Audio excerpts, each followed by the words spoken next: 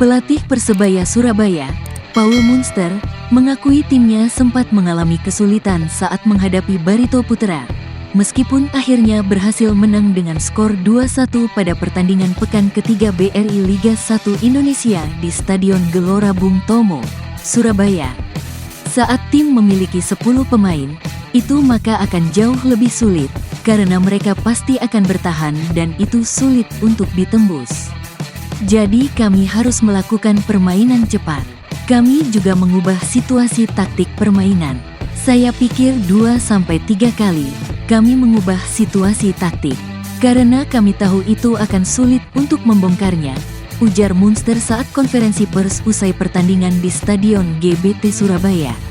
Namun, yang paling penting, menurut pelatih asal Irlandia Utara itu, adalah bahwa para pemainnya mampu menciptakan peluang dan menjaga keseimbangan antara menyerang dan bertahan dalam pertandingan. Kami bisa mengambil kesempatan dan ada sebuah keseimbangan saat melihat mereka, pemain Persebaya, bermain, ada sebuah keseimbangan yang bagus. Ketika kami menyerang, kami tidak terperangkap dan juga melakukan transisi saat bertahan, ucapnya. Selain itu, pelatih yang memiliki lisensi UEFA Pro tersebut juga memuji anak asuh Rahmat Darmawan yang bermain bagus dalam menahan gempuran para penggawa Persebaya. Tapi Barito juga bermain baik dan melakukan pertahanan dengan baik juga. Di situasi bertahan, di blok rendah, kadang-kadang sulit. Tapi kami terus berusaha, itulah kuncinya, katanya. Tak hanya memuji Barito, Munster juga mengapresiasi para pemainnya yang sudah berusaha hingga menit akhir untuk bisa memenangkan pertandingan. Yang penting bagaimana cara kami bermain, itu filosofi saya.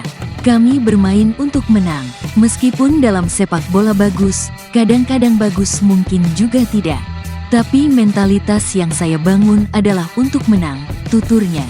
Sementara itu, kiper Persebaya Hernando Ari Sutaryadi meminta maaf atas kesalahan yang telah diperbuat hingga menyebabkan gawangnya kebobolan.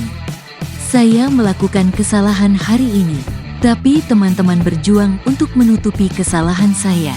Saya bangga dengan tim ini. Saya sendiri harus banyak belajar dan harus fokus menatap ke depan. Jadi saya akan terus mengasah kemampuan saya, ujar Hernando.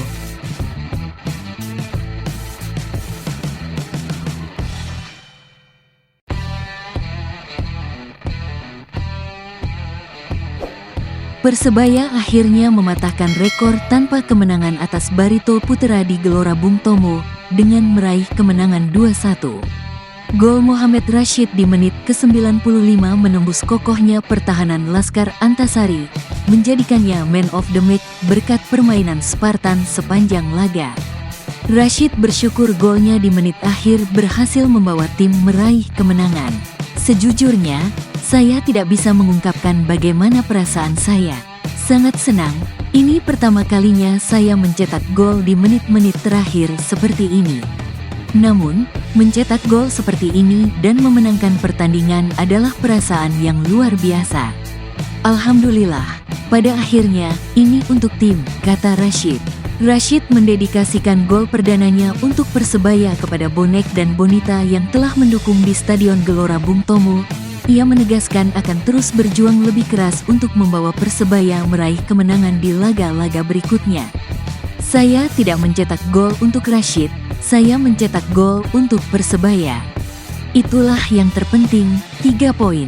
Alhamdulillah, tegasnya. Sejak menit ke-25, Barito Putra bermain dengan 10 pemain.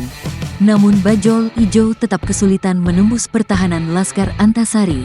Dari 21 tembakan, hanya 7 yang tepat sasaran. Bruno Moreira dan rekan-rekannya mencoba berbagai cara, mulai dari umpan silang, tembakan jarak jauh, hingga penetrasi. Namun Satria Tama dan timnya tampil gemilang, berhasil menggagalkan peluang-peluang Persebaya. Saya menunggu tembakan berikutnya, setelah 2 kali saya menembak tidak beruntung. Kiper berhasil menyelamatkan semuanya. Dan yang ketiga adalah berkat dari Allah. Semuanya adalah berkat dari Allah, tandasnya.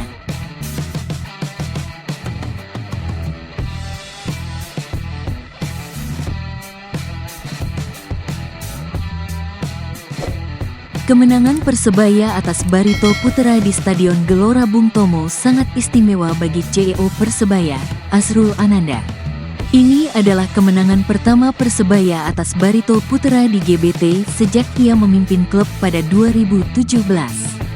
Momen ini semakin spesial karena diraih saat ibunya, Nafsiah Sabri, menonton langsung di stadion. Setelah peluit akhir dibunyikan, Azrul segera menghampiri ibunya dan mereka berpelukan cukup lama untuk merayakan dan mensyukuri kemenangan tersebut. Alhamdulillah, akhirnya menang lawan Barito di sini, kata Azrul. Ya Allah, Angel Elik, alhamdulillah menang. Aku sampai nangis. Ya Allah, kok sulit sekali ya. Alhamdulillah menang. Aku sampai menangis, kata Nafsiah sambil memeluk Azrul.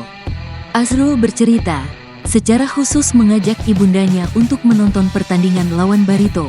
Ia yakin Nafsiah akan membawa hoki. Ibunya adalah orang asli Banjar. Alhamdulillah, akhirnya menang lawan Barito di GBT. Ini kado untuk ibu yang baru saja ulang tahun ke-70, kata Azrul.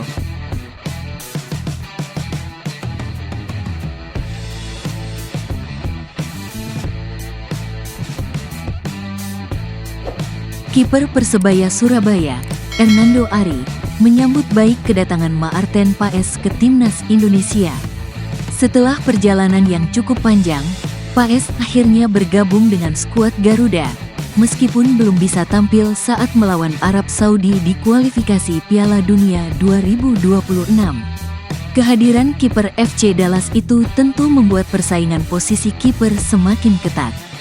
Hernando dan Paes sama-sama layak menjadi pilihan utama berkat penampilan gemilang mereka di klub masing-masing. Hernando mengungkapkan bahwa musim ini ia ingin lebih fokus pada Persebaya, karena ia yakin tim memiliki peluang besar untuk meraih gelar juara di bawah arahan pelatih Paul Munster, terutama dengan komposisi tim yang solid dan siap bersaing di papan atas. Saya sebenarnya ingin liburan, tapi ini demi karir saya. Setiap peluang saya ambil dan saya selalu jaga diri. Juga sebenarnya saya tahun ini ingin fokus ke Persebaya. Karena mungkin kita bisa juara dengan coach Munster dan pemain yang ada sekarang, kata Hernando Ari. Kehadiran Paes memungkinkan pembagian tugas di timnas. Sebelumnya, Hernando harus menjalani jadwal padat sejak Piala Asia U23 2024 dan kini kembali bertugas di timnas senior.